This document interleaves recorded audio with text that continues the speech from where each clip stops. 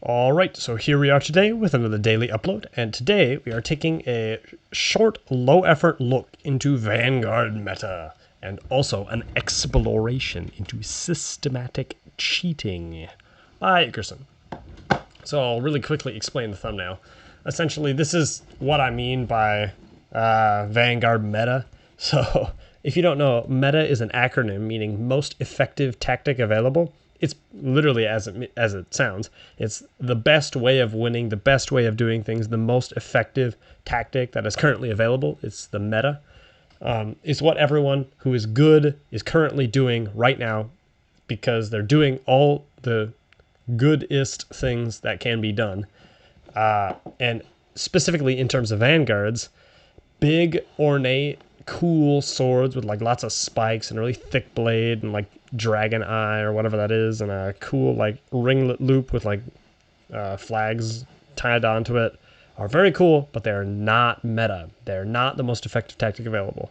Skinny, ugly little swords with really long handles like this that are just super light and super skinny and really poorly crafted, that are really ugly, are very meta.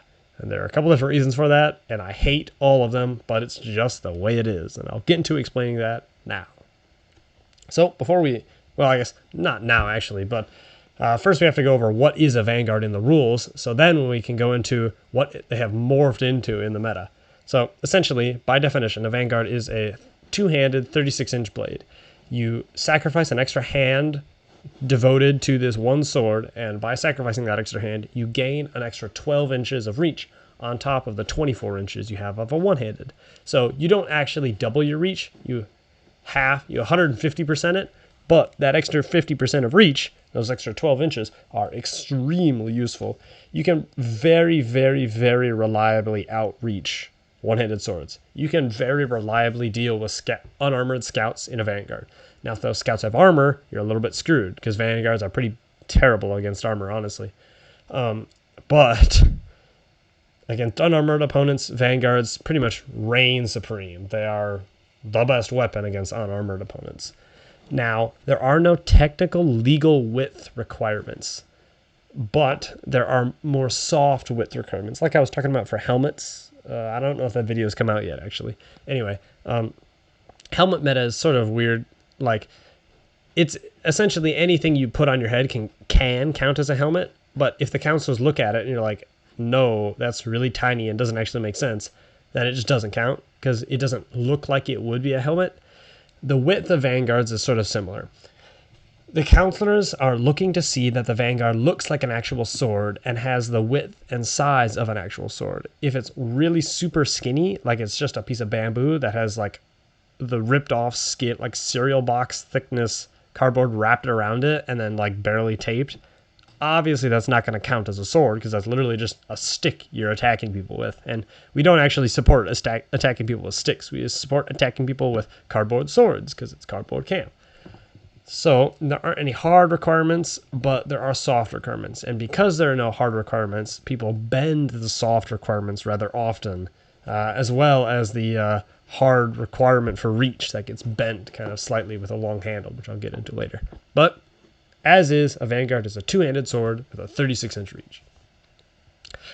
And I've made like 5 ever. Like, maybe pretty close to 5, honestly. I personally don't really like Vanguards at all. I feel rather uncomfortable using them. I've won like 3 Killmusters in my entire life, and one of them was with a Vanguard, and that was all of the experience I ever wanted or needed. Like 7 or 8 years ago, I used to use a Vanguard, and I literally have not since, just because I don't really like them. I vastly prefer Sword and Shield for magic reasons and for dagger reasons especially. I just feel like it's a more dynamic, better fighting method style. I just like it more.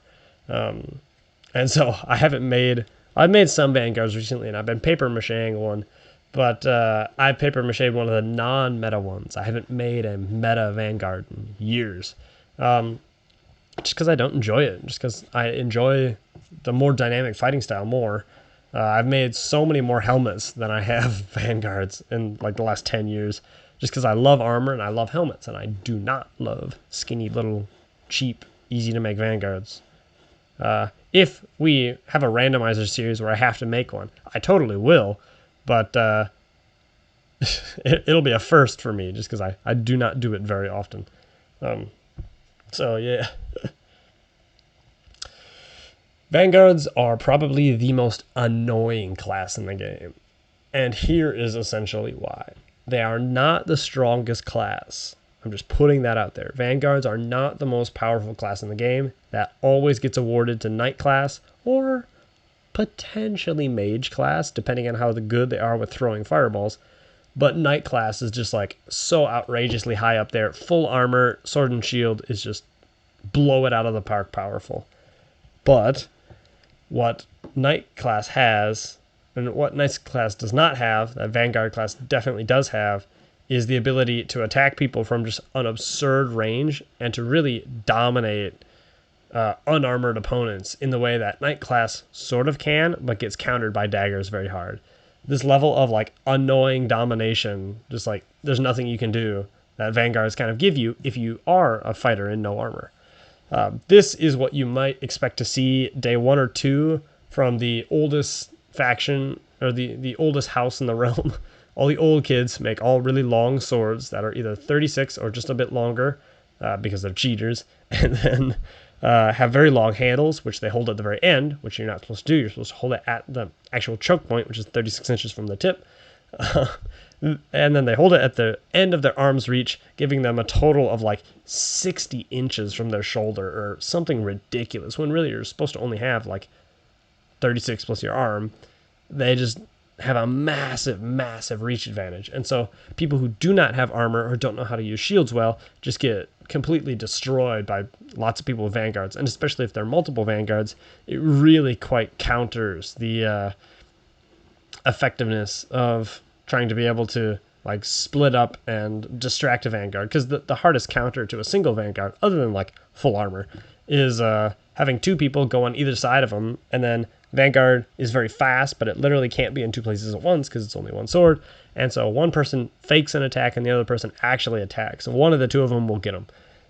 But if you have a whole line of them, they're just almost unstoppable because they can just trade off, and they deny a lot of the selection targeting that can happen just by sheer force of numbers. A wall of Vanguards for unarmored targets is some of the scariest stuff, because there's really just not a whole lot you can do if you only have like scout class, let's say. So again, some of my organized opinions. Vanguards definitely need to have standard reach and width. Like very, very skinny little Vanguards are just bad. They're bad for the game. They make it unfun to play, and when they beat up little kids, it's just like the worst part of Vanguard. It's the competitivity that's not actual competitivity. It's just toxicity, which is something we want to discourage in every way, shape, and form, if at all possible. But there's of course in all things a difference between toxicity and competitivity. And just because something is unreasonably good doesn't mean anything is like actually bad with the thing itself. So the toxicity around very, very meta, very skinny, thin Vanguards, it's not... The toxicity is terrible, but the Vanguards themselves aren't necessarily like... we shouldn't ban them from the game. Like there was discussion of reducing the length of a Vanguard from 36 inches to 28. That is a 8-inch reach reduction from the max. That's like ridiculous. That's most of the benefit you get from a 24-inch like one-handed sword.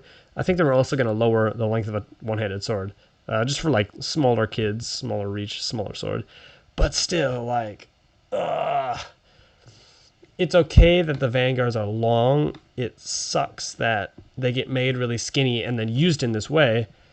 But the thing is just because it's very annoying doesn't mean there's anything wrong with it.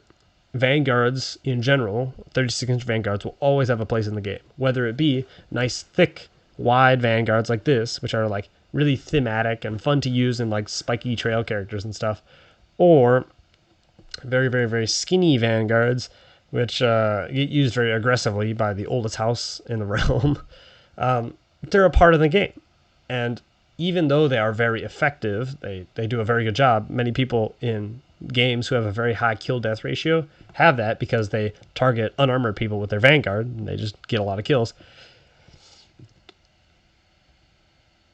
Where was I going with this? I don't remember. Yeah, Vanguards are crazy, but that's not necessarily... Oh, yeah.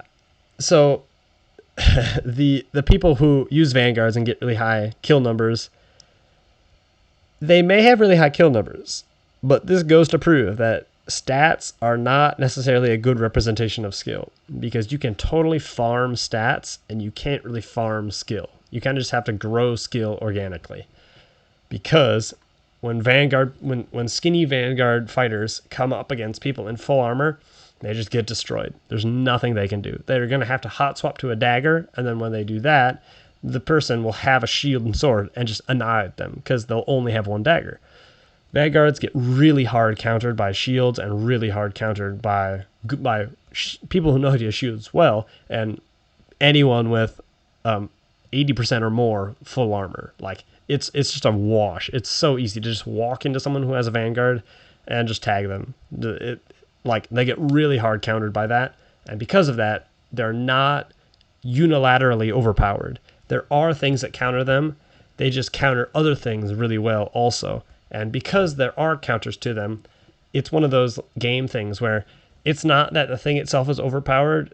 You just are getting crushed because you should get crushed, like rock, paper, scissors. It's like your paper, and so you're getting cut by scissors. Like, yeah, that's just the way it is. Sorry. Like, there are things that can destroy scissors, and you should invest in becoming those things, or trying to become more like them.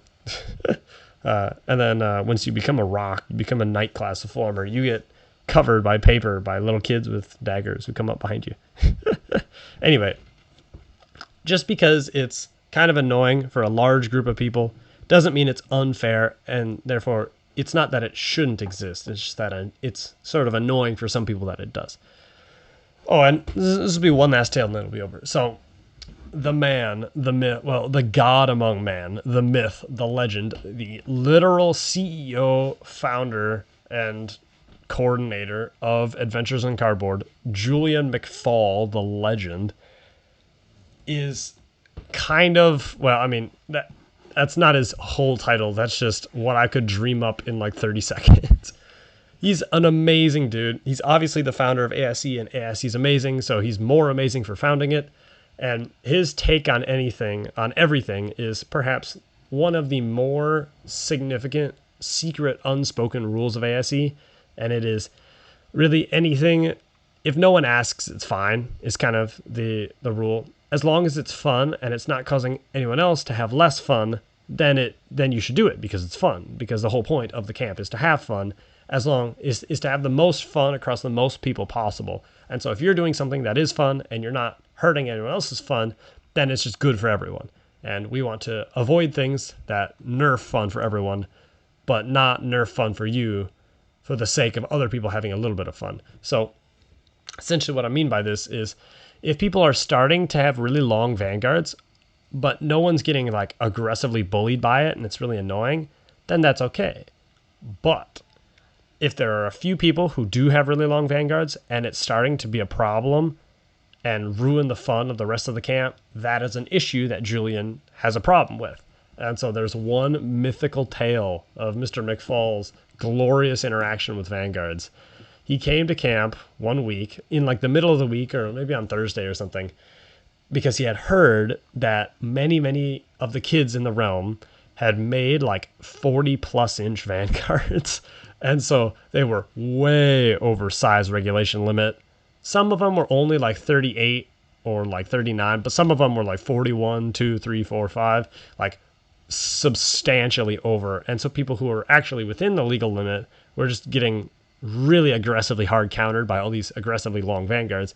And so the legend came in with one of these handheld circular buzzsaw.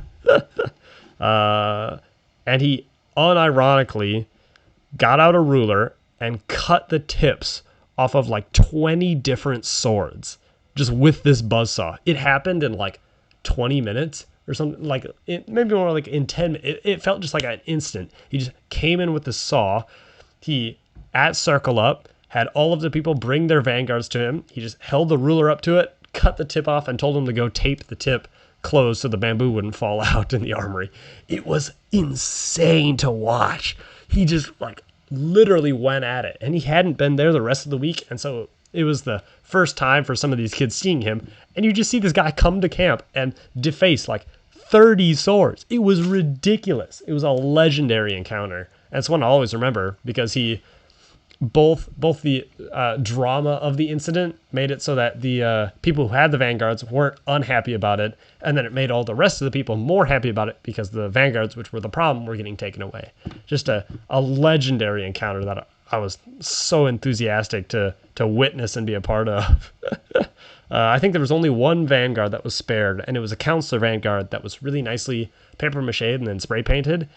And it was only by very, very popular demand and a bunch of chanting that we saved it from getting sawed in half by the ruthless Julian. It was such a good, like, spiritual camp moment that I'll remember forever.